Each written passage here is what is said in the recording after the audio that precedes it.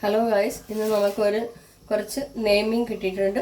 അത് നമുക്ക് ഇന്ന് കൊല്ലം സ്റ്റൈലിൽ കറി വയ്ക്കാം. എല്ലാവരും ഇതെങ്ങനെയാണെന്ന് നോക്കി കാണണം. ആദ്യം നമുക്ക് കുറച്ച് വെളിച്ചെണ്ണ ഒഴിച്ച് കൊടുക്കാം.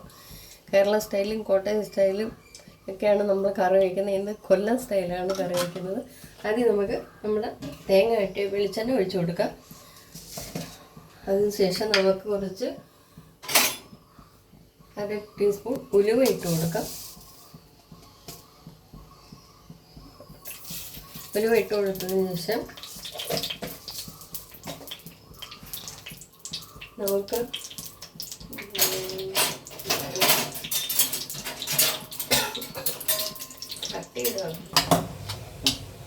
നമുക്ക് അരിഞ്ഞു വെച്ചിരിക്കുന്ന ഉലുവ മൂത്തിട്ടുണ്ട്. നമ്മൾ കടുകൊന്നും ഇടുന്നില്ല.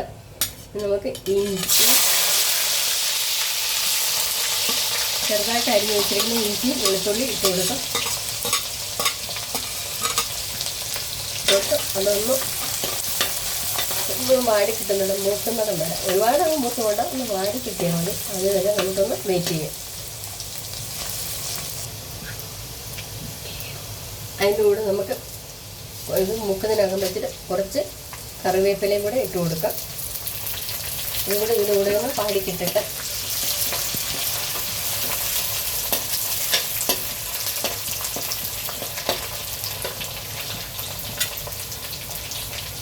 ഇഞ്ചി വെളുത്തുള്ളി എല്ലാം ഒന്ന് മൂത്തല്ല ശരിക്കും നന്നായി വാടി കിട്ടിയിട്ടുണ്ട്. നമ്മളങ്ങനെ കുഴച്ച് വെച്ചിരിക്കുന്ന മുളക് പൊടി ഇട്ട് കൊടുക്കാം. മുളക് പൊടി മാത്രമേ ചേർക്കുന്നുള്ളൂ. ഇതിനകത്ത് മല്ലിപ്പൊടി ഒന്നും ചേർക്കുന്നില്ല.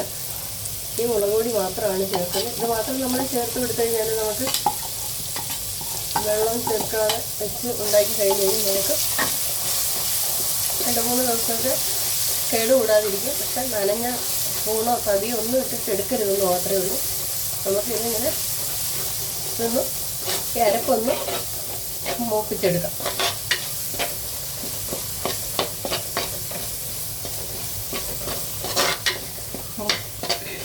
ഇത് നല്ലതുപോലെ മൂത്തിട്ടുണ്ട്. നമുക്ക് ഇതിനകത്ത് ആവശ്യമുള്ള വെള്ളം ഒഴിച്ചു കൊടുക്കാം.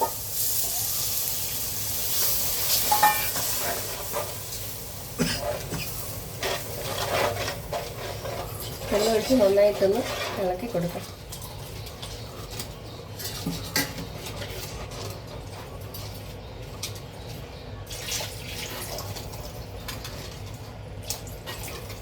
ആവശ്യമുള്ള വെള്ളം ഒഴിച്ചു കൊടുക്കാം.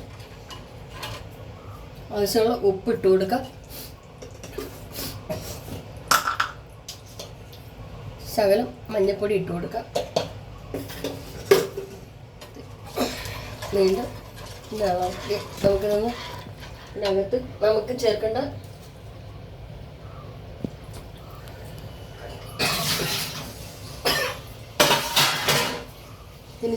ഒരു 3-4-5 കുടംപുളി ഇട്ട് കൊടുക്കാം. എന്നിട്ട് ഇതൊന്ന് തിളക്കട്ടെ. തിളച്ച് കഴിയുമ്പോൾ നമുക്ക് മീൻ പറക്കിയിട്ട് കൊടുക്കാം. നമ്മുടെ മീനിൻ്റെ ചാറ് നന്നായി തിളച്ചിട്ടുണ്ട്. ഇനി നമുക്ക് ഈ മീൻ പറക്കിയിട്ട് കൊടുക്കാം.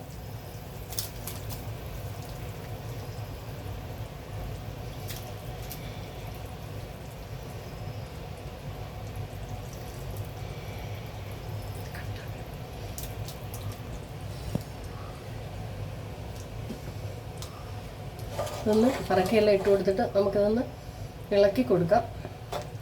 മീൻ അടപ്പിലിട്ടിട്ട് പിന്നെ എപ്പോഴും തവിയിട്ട് ഇളക്കരുത്. ഇളക്കി കഴിഞ്ഞ് കഴിഞ്ഞാൽ എത്ര കട്ടിയുള്ള മീനാണെങ്കിലും പൊടിഞ്ഞു പോകും.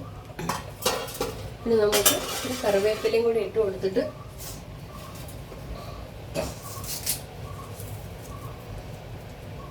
ഒന്ന് അടച്ച് വെച്ചിട്ട് വേവിക്കാം. നമ്മുടെ മീൻകറിയൊക്കെ ശരിയായിട്ടുണ്ട്. നമുക്ക് മീൻകറിയൊക്കെ നന്നായിട്ട് തിളച്ച് കുറുകിയിട്ടുണ്ട്. എണ്ണയൊക്കെ നന്നായി തെളിഞ്ഞിട്ടുണ്ട്. നമ്മുടെ നെയ്മീൻ കറി ശരിയായിട്ടുണ്ട്. നമുക്കിനി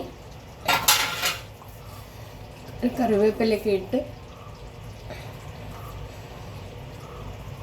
നമ്മുടെ മീൻകറി ഇഷ്ടമായെങ്കിൽ ലൈക്ക് ചെയ്യുക, ഷെയർ ചെയ്യുക, സബ്സ്ക്രൈബ് ചെയ്യുക, കമൻറ്റ് ചെയ്യുക. Thank you.